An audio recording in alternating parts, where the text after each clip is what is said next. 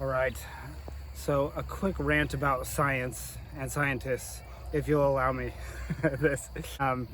I I think that science and some explanations of scientists need taken down a notch. Now, don't misunderstand me. Just hear me out, please, because I think we can glean incredible value from scientific studies. They obviously treat us to knowledge and grace us with understanding that there's no way we could have had apart from conducting a particular study. However, what I take issue with is scientists saying rather condescendingly that we would have no way of understanding nature or knowing something is true or forming accurate opinions about something unless a scientific study or a scientist has given us a conclusion about it. So in other words, we have to cede our authority, live in a state of suspended ignorance, essentially, until science gives us some answers. Now, let me explain where I'm going with this. I'm reading a book right now called The Sleep Book by a PhD scientist, Matthew Walker, and he is a professor at Harvard. He runs his own laboratory in which he has done sleep studies for the past 20 years, and he writes about all the developments in the past 20 years, mainly in the area of sleep research and science. And for the record, I think it's a great book. I'm really liking it, and I would even go as far as to say it's life-changing.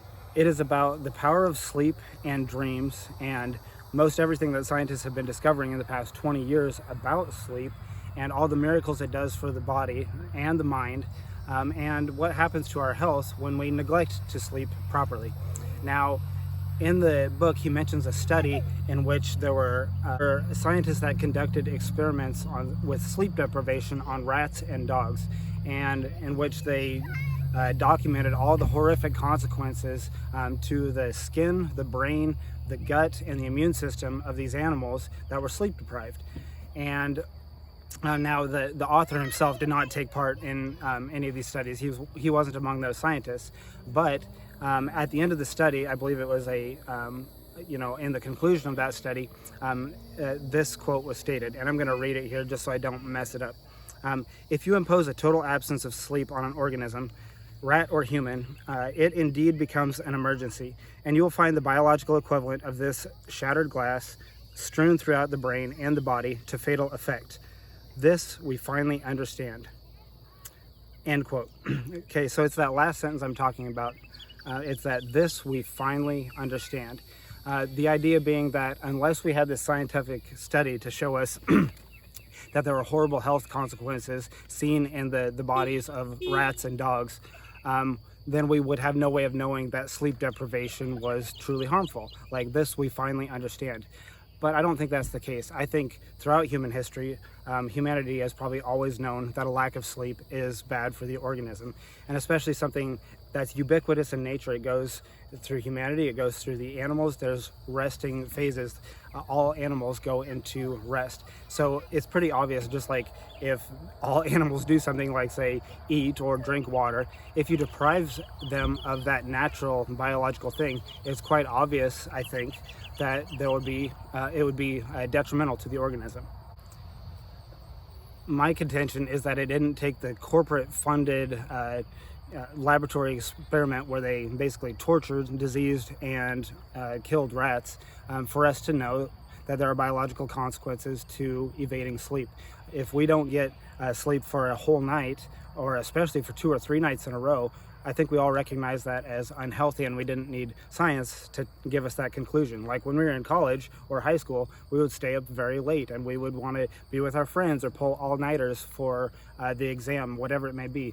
But you start to realize as you get older, you crash, and you can't go against that biological imperative. So there's an experiential understanding. We've all experienced it, and we've raised children too. We know that, if a child doesn't sleep well at night, then they're cranky the next day. There are consequences. And he mentions that in the book. I'm not saying that Matthew Walker is unaware of these things. I'm just saying the conclusions often that science draws where we would have no possibility of knowing something unless they told us the conclusions. I think there are different ways of knowing. Science gives us one way of knowing, and I like a lot of the conclusions that come out of studies. I think the one that was done on the rats is probably an unethical study, and I think they've put a moratorium on them. But I love the science and the scientific aspect of things. However, it's not the end-all answer. That's science with a capital S. I like science with a lowercase s, because it's not my God. Okay, it doesn't decide all of reality for me. And I think, and I'm not trying to be haughty with my explanation here either. And Matthew Walker, if you ever watch this video, awesome book, man, I'm loving it. But beyond that, I think there just needs to be a little more understanding in this regard. As an example, I heard a quote from somebody I knew, in fact, on Facebook that said, if you disagree with a scientist, then you're wrong. And the first thing that popped in my mind was, what happens when two scientists disagree, right? Are they both wrong because they're disagreeing with the scientists, or are they both right because they're both scientists? It doesn't make sense. And so it all comes down to how you define science and who is a scientist. There's things that we can know without the process of science. I hope you understand what I'm saying, and I'm not trying to be mean-spirited about any of it.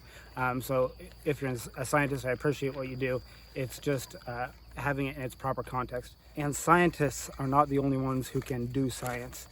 As an example, there's a permaculturist in Austria named Sepp Holzer who lives on a mountainside, and he does amazing things with his property. He's built, I don't know how many ponds, scores of ponds on his property, in a hydraulic system going down and feeding and watering all his animals and having fish and livestock and so forth. And he experiments with nature, and he watches it, and he iterates, and he sees what works and what doesn't.